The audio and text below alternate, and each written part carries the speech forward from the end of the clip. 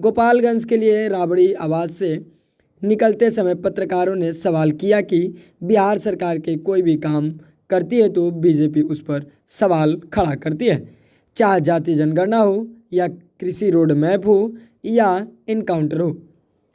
इस सवालों का जवाब देते हुए तेजस्वी यादव ने कहा कि जब भी कृषि रोड मैप बनता है तो कवायद उसका बजट अवलोकन होता है और टाइम पीरियड में उस बजट को खर्च किया जाता है और कृषि डेवलप का कार्य भी किया जाता है। वहीं जाति आधारित सर्वे पर भी उन्होंने कहा कि अगर किसी को दिक्कत है तो अपने प्रधानमंत्री से जाति आधारित सर्वे करा सकते हैं। तो यह तेजस्वी यादव का साफ शब्दों पे निशाना जो है वो केंद्र सरकार में बैठी बीजेपी पर है।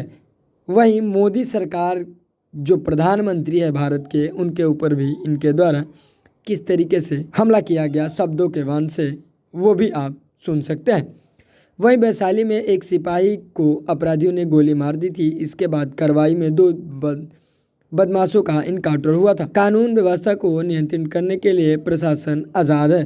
बीजेपी पर तंज कसते हुए तेजस्वी ने कहा कि बिहार बीजेपी में कई गुट बने हुए हैं। सम्राट चौधरी का एक अलग ग्रुप है तो वहीं विजय सिन्हा का अलग है। वहीं पुराने मोदी जी यानी कि सुशील मोदी को उन्होंने पुराने मोदी का दायरा देते हुए कहा कि उनका भी अलग गुट है।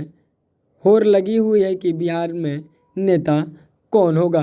तो यह तेजस्वी यादव के द्वारा किस तरीके से सम्राट चौधरी पर निशाना साधा गया, यह सीधी तस्वीर राबड़ी आवाज़ से निकलते हुए तेजस्वी यादव ने मीडिया कर्मियों से वार्तालाप करते हुए बताया है। तो सीधे वो तस्वीर देखिए और क्या कुछ तेजस्वी यादव के द्वारा बीजेपी पर निशाना साधते हुए कहा जा रहा है उसे आप सुनिए।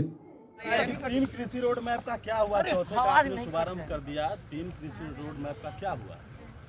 हर एक कृषि रोड मैप का जो है एक्शन प्लान होता है, उसका बजट होता है, प्रोविजनिंग होता है। और आपको भी पता है कि बिहार में कितना उत्पादन जो है बढ़ा है, चाहे वो चावल का हो, चाहे वो फल का हो, चाहे वो सब्जियों का हो, चाहे वो मछलियों का हो। तो ये सब उनको तो जानकारी है, कुछ भी बोलते रहे, उससे क्या फ़र्क पड़ने वाला है। तो बीजेपी का मतलब ही है कि लोगों में भ्रम फैलाना, अफवाह फैलाना, झूठ फैलाना। यही इन लोगों का विपक्ष का आज के दिनों में काम रह गया है।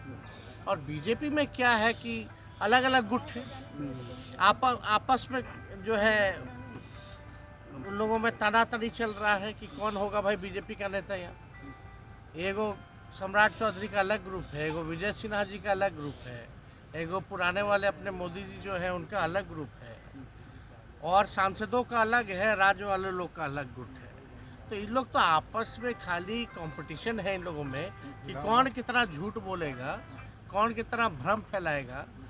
तो उसी पे लोग लगे हुए आज गोपालगंज जा रहे हैं, पूजा पाठ करने सवाल खड़ा कर रहे हैं लोग कि जवाब दें कि डाटा कहाँ से लाए लोग, डाटा कहाँ से लाए, डाटा फर्जी है। बोलने दीजिए, बोलने वाले को कोई रोक सकता है क्या?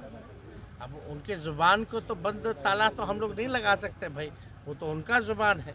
लेकिन इतना फर्जी, इतने एकदम चाहते हैं तो भाई प्रधानमंत्री जी से करवा ले, कौन रोका हुआ है? विजय सिन्हा जो है वो पुलिस इनकाउंटर पे भी सवाल खड़ा कर रहे हैं। जब कार्रवाई करती है पुलिस तो भी इनको अच्छा नहीं लगता है। जब एक पुलिसकर्मी को गोली मारा गया उसी को लेकर ये सवाल है। नहीं, उस समय जो वैशाली में जो घटना हुई, हमको लगता है कि वहाँ के जो सुप्रिंटेंडेंट जो पुलिस है उन्होंने अपने बयान को रखा हो। तो कार्रवाई जो हुई है तो उसमें तो पुलिस तो स्वतंत्र है ना भाई, लॉ एंड ऑर्डर को काबू करने में पुलिस स्वतंत्र है। अगर पुलिस पे हमला हुआ है, गोली चला है, उसमें एक पुलिस वाले की जान गई है, उसी मतभेद में जो है अगर अपराधी मारे गए हैं तो इसमें किसी को कठिनाई क्या? सब एक स्वर से बोलते हैं कि जंगल राज की वापसी हो गई है फिर से। हर चीज में नेता जो है वो लगातार कहते हैं उसी जंगल राज को दिल्ली से हटाना है। ये